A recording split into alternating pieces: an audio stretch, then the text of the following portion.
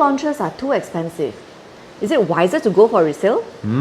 Hi everyone, Alyssa here. A few days ago, I received a comment from my Elta post on RedNote. He's looking to buy a 4 or 5 bedroom and is wondering if it's wiser to go for Clavon, a resale condo, instead of Elta, which is a new launch. I'm sure this is a very crucial topic for many home buyers, which is why I'm going to share my analysis in this video. Hope this will be helpful to you. Before I begin, if you think this topic is important to home buyers, please give this video a like so that it can reach and help more home buyers. Thank you so much. Now let's begin our analysis. If we take all 90 resale transactions in Clavon, the average works out to be 2,032 per square foot. If we compare this to Elta's starting prices, this works out to be around 160 to over 360 PSF difference, depending on unit types. As such, doesn't it make more sense to buy Clavon instead of Elta? I believe this is a common question for all new launches. Last month, 86% of the units in the ORI were sold during launch at an average price of 2,704 per square foot, versus Gem Residences, which has TOP for about 5 years and transacting at around 1,900–2,000 per square foot. Isn't it wiser to go for Gem Residences? And now, besides Elta, we have Parktown Residence launching at a starting price of 2,135 per square foot to 2,312, depending on unit types, versus Treasure at Tampines, which TOP only 1.5 years ago and transacting at 1,007–1,008 per square foot. Even though Parktown Residence is a fully integrated development with Transport Hub, does it make more sense to go for Treasure at Tampines instead? For each new launch, there's always a resale option for buyers to consider. So today, let's dive deep into this topic and figure out which is the better choice. Since I have an enquiry on the 4 and 5 bedroom for Clavon and Elta, let's use this for our case study for this topic. Clavon obtained its TOP in 2024, meaning it's less than a year old.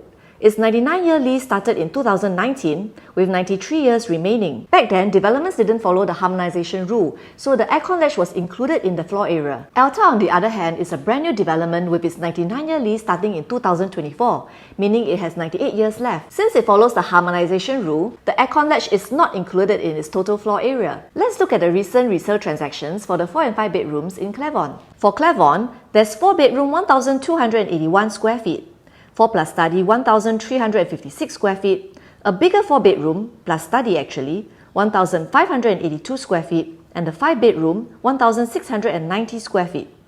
And as for Elta, we have 4 bedroom 1,184 square feet, 4 bedroom premium as well as 4 bedroom dual key 1,313 square feet, 4 plus study 1,507 square feet, and 5 bedroom 1,776 square feet. The smaller 4 bedroom and the larger floor plus study in both developments seem to be quite comparable in size, so let's zoom in on them.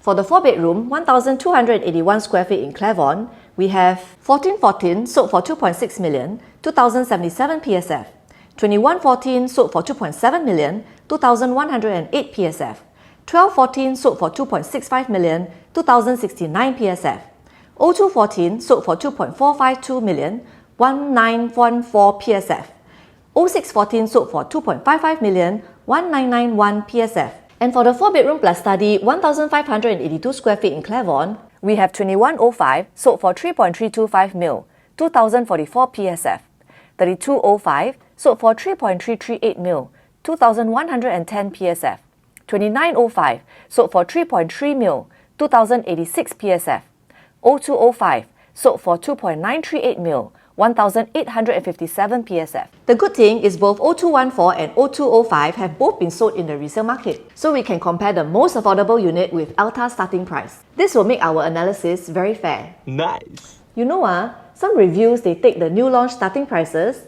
and compare with resale highest prices. Make sense, meh? Anyway, let's take a look at Clavon 4 bedroom 1,281 square feet and Elta Type D1.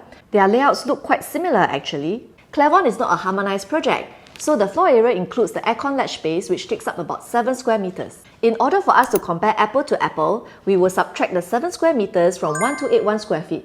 This gives us 1,206 square feet. 0214 was sold in the resale market for 2.452 million. So 2.452 million divided by 1,206 square feet gives us 2,033 per square foot. Clavon lease still has 93 years, while Elta lease just started a year ago. So to adjust it to be level with Elta, we take 2,033 times 98 divided by 93 equals 2,142 per square foot. Elta's 4 bedroom starts at 2.798 million, which works out to be 2,363 per square foot, versus Clavon's adjusted PSF for 0214, which is 2,142 per square foot, Elta is still about 10% higher than Clavon. Now let's compare the 4 plus study 1582 square feet. If we compare both 4 plus study layouts, both layouts have their own advantages. Clavon comes with a private lift lobby, and for Elta, every bedroom has direct access to a bathroom and master ensuite has dual wash basins. Clavon's 0205 sold for 2.938 million. After removing the estimated 7 square meter aircon latch, the usable area is 1507 square feet, which is exactly the same size as Elta 4 bedroom plus study. 2.938 million divided by 1507 equals 1950 per square foot.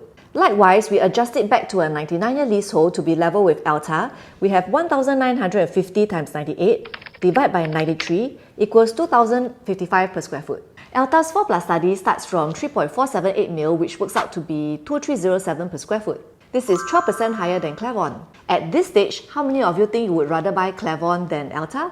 Or do you think there's more to it? Anyway, if you think this video is relevant and can be helpful to the people around you, please click on the share button. Do remember to like this video and subscribe to our channel as well. Okay, now let us look beyond the PSF. Out of Clavon's 640 units, 90 units have already been resold.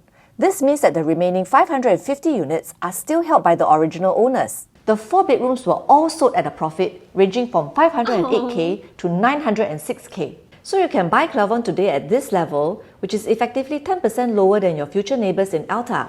But do you think you have a good exit strategy? In the future, when you want to sell, you'll have to compete with these 550 owners. Think about it.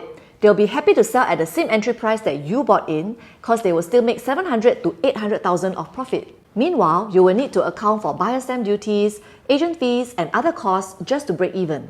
Clavon's prices may and probably will continue to go up. But the crucial consideration is by how much and how fast. As for Elta, everyone will be buying in at the same developer price. Based on today's market sentiments, Elta and other upcoming new launches should sell well. With bulk of the units sold, this allows developer to stage up the price thereafter for the balance units. The next round of price increment will come during TOP, which will be around 4 years later. By then, Elta will be brand new and Clavon will be around 5 years old. If you are an upgrader, which one will you go for? Will you be willing to pay a bit more for Elta to be brand new? Most importantly, with everyone buying into Elta at the same developer's price, what is the chance of you losing money? Is it natural for sellers to sell their property at a loss? Is it natural for buyers to be willing to let sellers earn a little? Based on this, do you have an assurance and a clear exit strategy? In summary, due to harmonization, all new launches PSF will be significantly higher. To make a fair comparison with the resale developments, we factor in the effect of harmonization and difference in remaining lease to work out a more comparable PSF. Here's my personal decision framework. If the new launch PSF is within 5% higher than the resale unit's adjusted PSF, I will strongly recommend you to go for the new launch. It is certainly worth it to pay this 5% premium to have the assurance of a good exit strategy. Of course, you have to compare similar product lah. You can't use a boutique development new launch to compare with a large-scale resale condo. Everything has to be apple to apple. If the new launch PSF is within 6 to 15% higher than the resale's adjusted PSF, I think at this range you will have to see if you like the new launch or the resale development better. Personally, if it's all about your returns, I may be more skewed towards new launch if the difference falls within 6 to 10% to buy myself that assurance. If it is above 10% and the resale development is as good as the new launch, I think I may go for the resale. If the new launch PSF is over 15% higher, then you should be very careful and think twice about whether you want to buy that new launch. Is there anything superior about this development that makes this price premium worth it? If not, my recommendation would be to go for the resale. Of course, this only applies to the relatively new resale condos. If you're considering an older resale that needs renovation, remember to factor in the renovation costs as well. For the sake of time, I can only cover the 4 bedroom and 4 plus study in Clavon and Elta. Are you currently deciding between a new launch and a resale condo too? Let me help you do up an in-depth analysis